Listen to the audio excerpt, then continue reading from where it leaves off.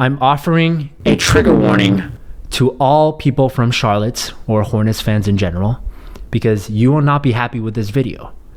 Because I am not happy with what the Charlotte Hornets did this offseason, and I am not happy about what their season is going to look like. All right? So get ready. Charlotte Hornets offseason review. They traded Dwight Howard for Mozgov and 2 second-rounders, and then they traded Mozgov for his Bismack Biyombo. They drafted Shai Gilgeous-Alexander with the 11th overall pick, who they then traded for Miles Bridges, which was the 12th pick, and they got 2 second-rounders in exchange for moving down a spot. They also drafted Devontae Graham with the 34th overall pick, and they got the draft rights to Arnoldas Koboka. I think I said that name right. And they signed Tony Parker to 2 years and $12 million. I don't have much of a take on the Hornets trading down for Miles Bridges. I mean, it's just one spot. Miles Bridges, position-wise, is a better fit in Charlotte than SGA. They drafted Devontae Graham in the 2nd round, who was one of the best passers in the draft, no doubt. He's a 4-year player out of Kansas, averaged 17 points and 7 assists in his senior year, and just look at some of these passes. I mean, this guy can definitely pass. There's no question about it. He sees the floor really well. There's no questioning his basketball IQ, and he seems like a guy who would be pretty easy to coach given his play style. The question with him is two-part: whether or not he can get by NBA defenders and create offense, because he's not the most athletic dude, and defensively, whether or not he can hang with NBA guards. Not going to talk about Koboka because I don't really know anything about him. Now let's get into the disaster that was the rest of the Hornets offseason.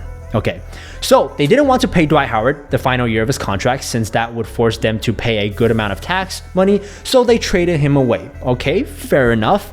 But then they eventually flipped him into Mozgov, who's owed $32 million over the next 2 years, and then into Bismack Biyombo, another center. Biyombo, by the way, is owed even more. He's owed $34 million over the next 2 years. And I'm not sure how much better that is than just paying Dwight for 1 more year and then getting him off the books next year. See, if Charlotte had like the Clippers roster and they traded for someone like Biyombo, I would have been like, all right, you know, Biyombo's obviously overpaid, but you need a center anyways. Charlotte doesn't need centers. Charlotte doesn't need centers. Charlotte does not need centers. You're paying Cody Zeller $13 million a year, who when he's healthy is a pretty solid player. You also traded for William Hernangomez, who has shown some flashes and could potentially be a part of the team's future. And then you have Frank Kaminsky, who's gonna play some center as well in smaller lineups. You really couldn't find any other player to trade for? And now let's talk about the Tony Parker signing. You know, the signing is just 2 years, so I'm not going to give Charlotte too hard of a time, but it's still confusing to me. Sure, the Hornets need a backup guard, but out of all the options, you go for Tony Parker? Not Seth Curry, not Antonio Blackney, not even Shane Larkin? No, 36-year-old Tony Parker. Why?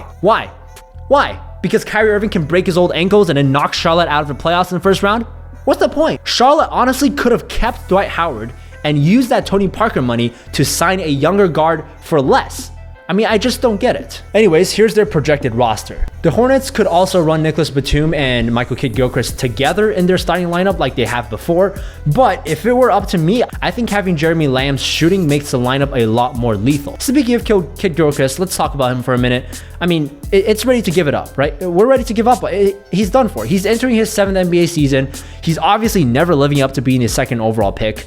Again, if he still can't shoot in his 7th NBA season, I don't know what he's going to do in the league. He's still dealing with the same tweener issues that he was dealing when he still came into the league. Like, look, again, he's not been totally bad. It's just that he can't shoot and he's not big enough to play center. That's the problem. Malik Monk had a pretty disappointing season last year, as there were a lot of people who thought that he would be good right away. It will be very interesting to see how he develops in his 2nd year and whether or not he overtakes Jeremy Lamb's minutes. And like mentioned, Charlotte's biggest problem is their traffic jam at center. I have no idea how they'll split the minutes, but I'm kind of intrigued. Vegas has Charlotte at 35.5 wins. They won 36 games last year. So again, the question is whether or not this year's team is better or worse than last year's team. On paper, I think you'd have to say they got a little bit worse because Dwight has more production value than Biyombo and Parker combined. Like with many teams, this might just come down to injuries. Like if Nicholas Batum and Cody Zeller can both stay healthy the entire season, I could see them breaking 36 wins. But other than that, I'm going to have to go under on this. I warned you, Charlotte. I'm not happy about your team, and I don't know what you're doing, and I'm not excited about your future. There's a lot of problems. All right, anyways, if you want to check out the other NBA videos, you can check them out in the playlist below, blah, blah, blah, blah, blah, blah, blah. Other than that, I'll see you next time. Peace!